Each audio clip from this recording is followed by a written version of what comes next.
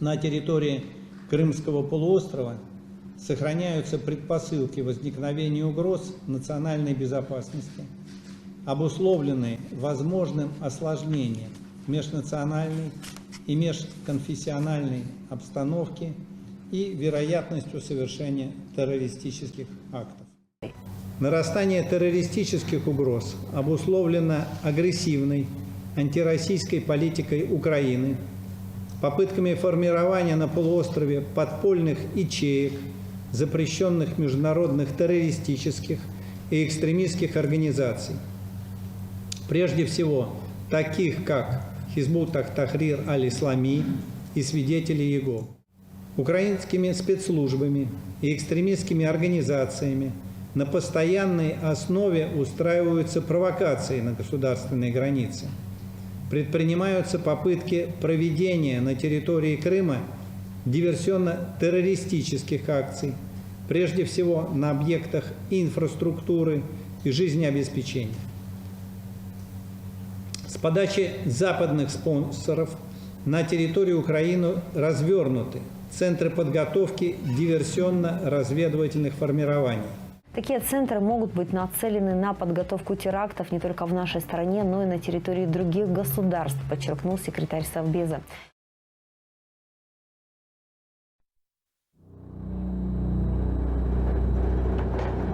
Autumn 1999. A wave of bloody explosions swept through Russian cities. On the 4th of September, in Bunaksk, in Dagestan, 62 people died in the rubble of a tower block. On the night of the 9th of September, in Moscow, an 8-story apartment building in Guryanov Street was blown to bits. A toll of 94 dead and 164 wounded. At dawn on the 13th of September in the capital city again, a powerful explosion totally destroyed a 7-story building on the Kashira Road. 119 bodies were pulled from the rubble. They included 12 children. 3 days later, in Volgodonsk in southern Russia, 17 people died in another explosion. Russia had never before been subjected to such acts of terrorism.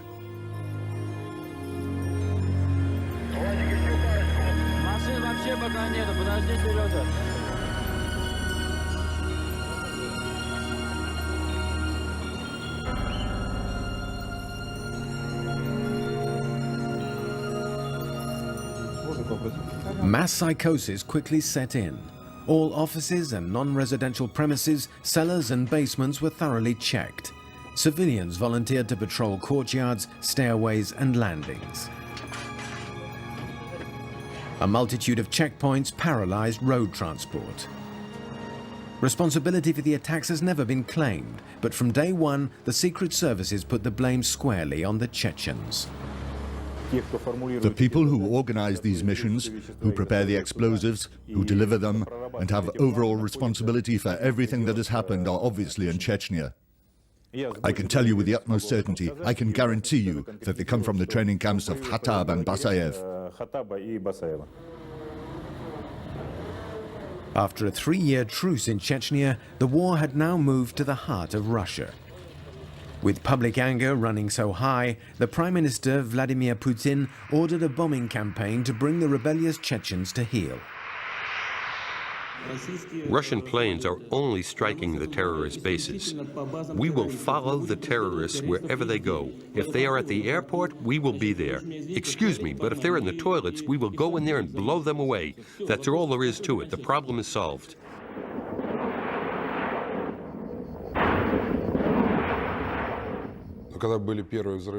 When the first explosions took place in Moscow, then in Volgodonsk, the public was in a state of stupefaction and shock.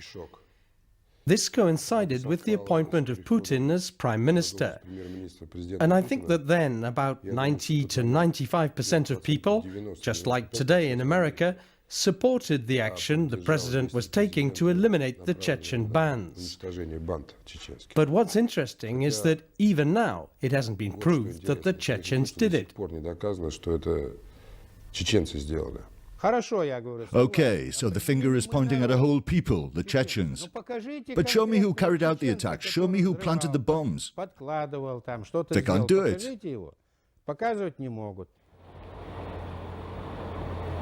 The slow progress of the inquiries, the absence of proof, the sheer scale and professionalism of the bombings all cast doubt on Chechen involvement. Speculation as to the possible involvement of the Lubyanka, the secret services, began to emerge.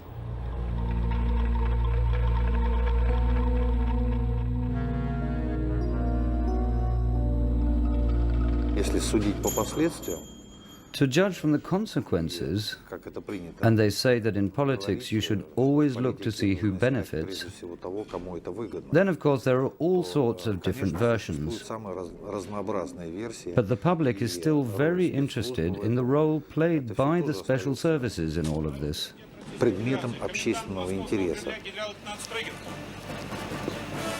After public demands for peace, the enraged Russian people turned against the Chechens and the war was renewed. There's little doubt that it was the toughened public opinion that put the young hardliner Vladimir Putin, the former head of the Secret Service, the FSB, into the Kremlin. To this day, the only terrorists detected in connection with the bombings were FSB agents.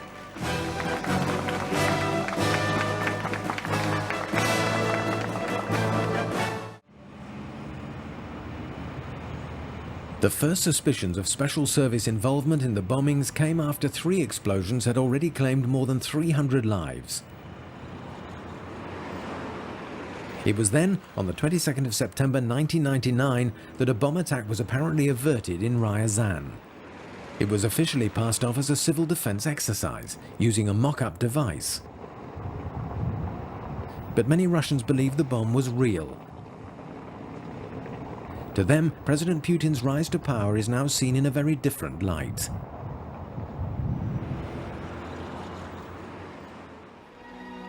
Those involved in investigating the mysterious events in Ryazan include journalists from Novaya Gazeta, one of Moscow's last remaining independent publications. And since the FSB doesn't like it when people pry, the newspaper has had more than its fair share of problems. We consider that, according to the law, according to the Russian Penal Code as it stands, the facts disclosed by our paper should lead to the opening of a criminal inquiry to establish if those facts are indeed well-founded.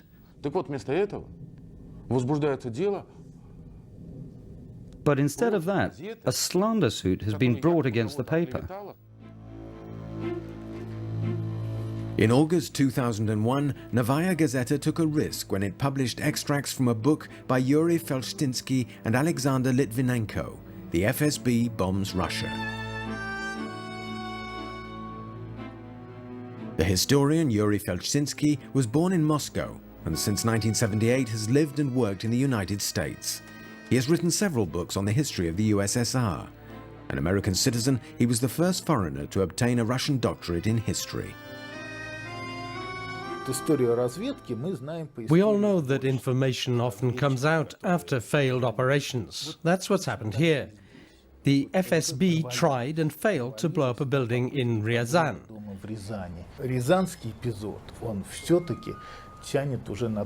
The details are clear enough now to make it a textbook case. We know everything.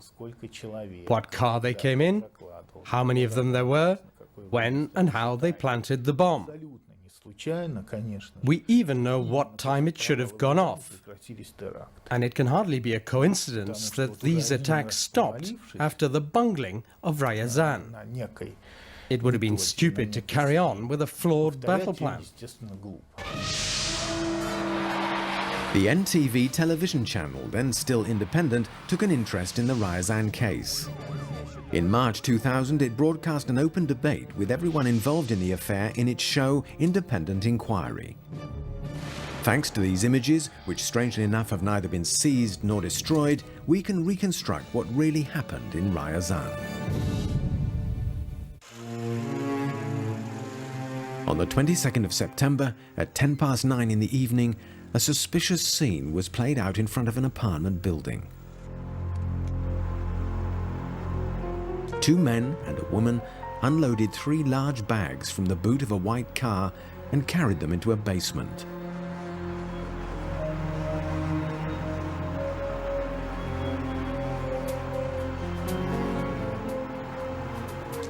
A second suspicious point was that the number 62, indicating a Ryazan vehicle registration, was written on a piece of card and taped over the car's real number. I drove straight past them, but I went back to look at the rear number plate too. And sure enough, it was the same. A piece of paper with 62 on it, taped over the end of the registration number. It made me suspicious, so when I got home I called the police. A patrol car arrived at the scene 1 hour later. The car had gone, but the police made an important discovery in the basement of the building. 3 large 50-kilo bags and a homemade detonator programmed for 5:30. The patrol chief was Andrei Chernyshev. Pavel Voloshin, a Novaya Gazeta journalist, met him soon afterwards.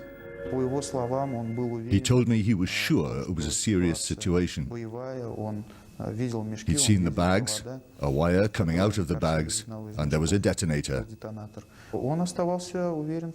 He was sure he had prevented an attack, and that, thanks to Kartofelnikov's phone call, hundreds of lives had been saved.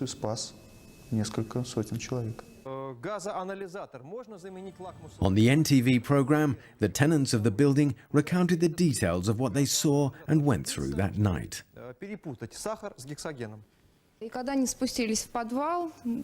When the police went down to the basement, they weren't very enthusiastic because it's in a terrible state, and some people use it as a toilet.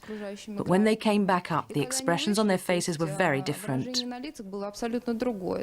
The cops were running all over the building, banging on doors and shouting, "Everybody out, there's a bomb in the building." After what had happened in Moscow and other places, everyone went down into the street in their dressing gowns and slippers. We've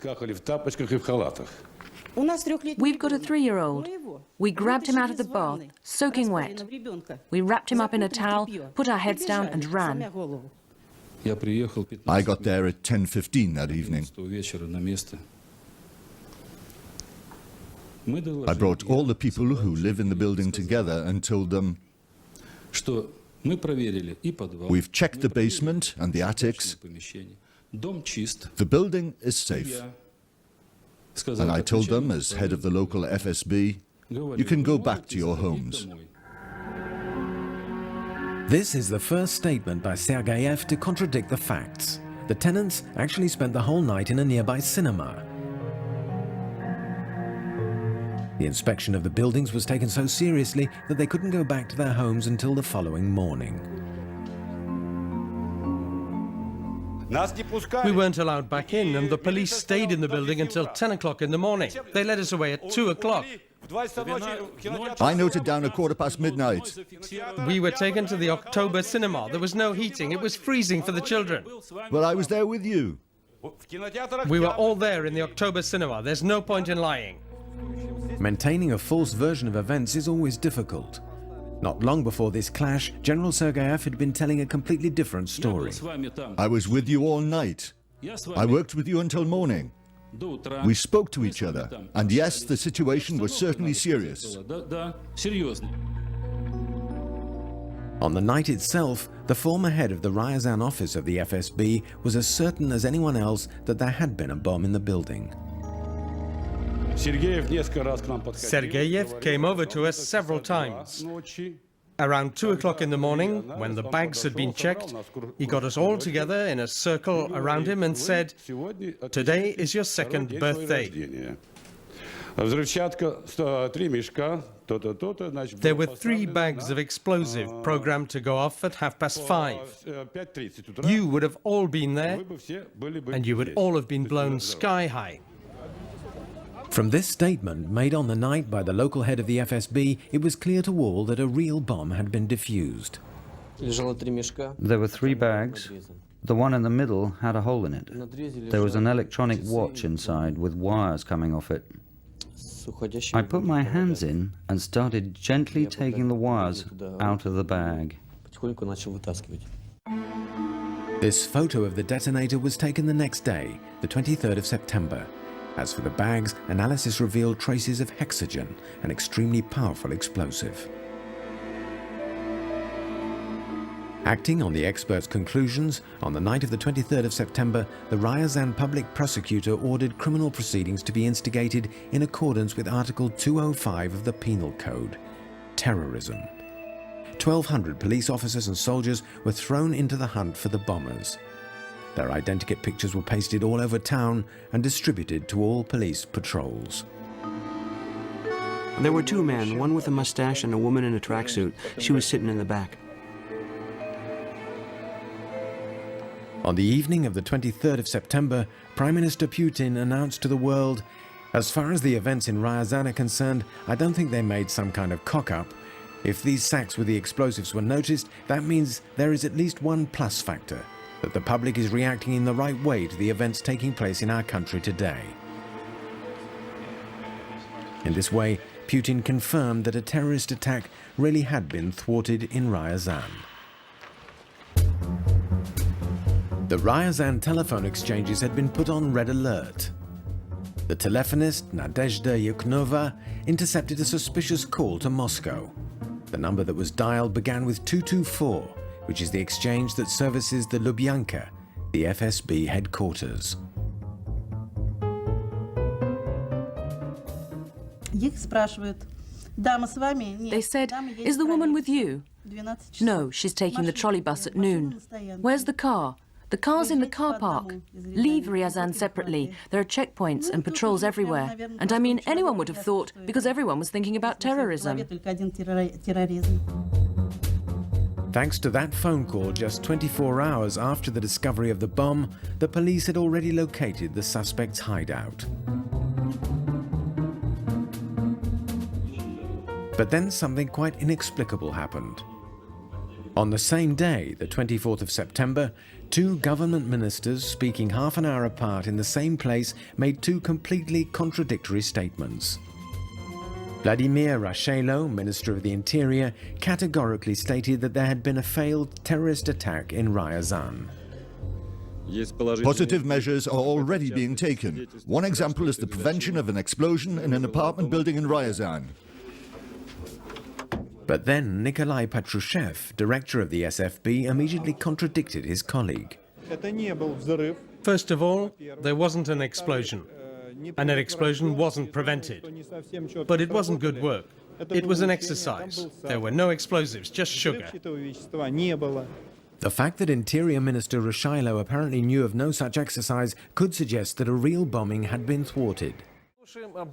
Even high-ranking Secret Service officers had difficulty supporting the exercise version of events. I don't get it.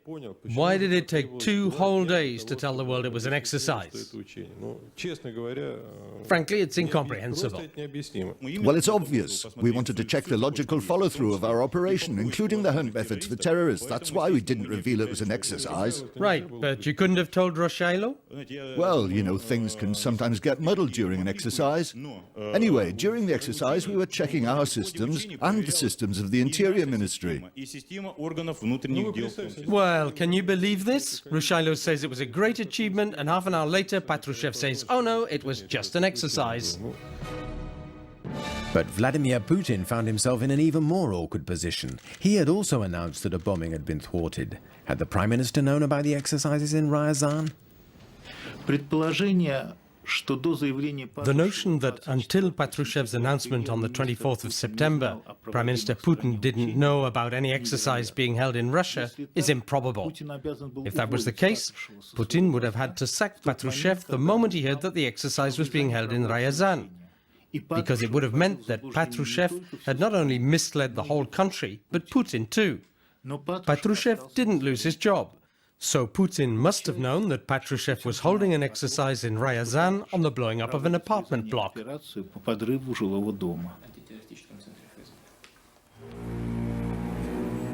The members of the Ryazan FSB were not informed about the operation run from Moscow because of the need for secrecy.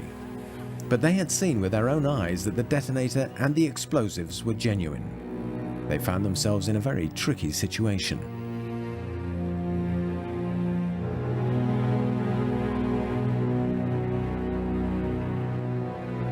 To put it mildly, Sergeyev wasn't pleased. In fact, he was beside himself with rage. After all, in this case, his professional pride as a member of the special services had been trampled in the dirt. How could an FSB general not know what was going on in his own patch?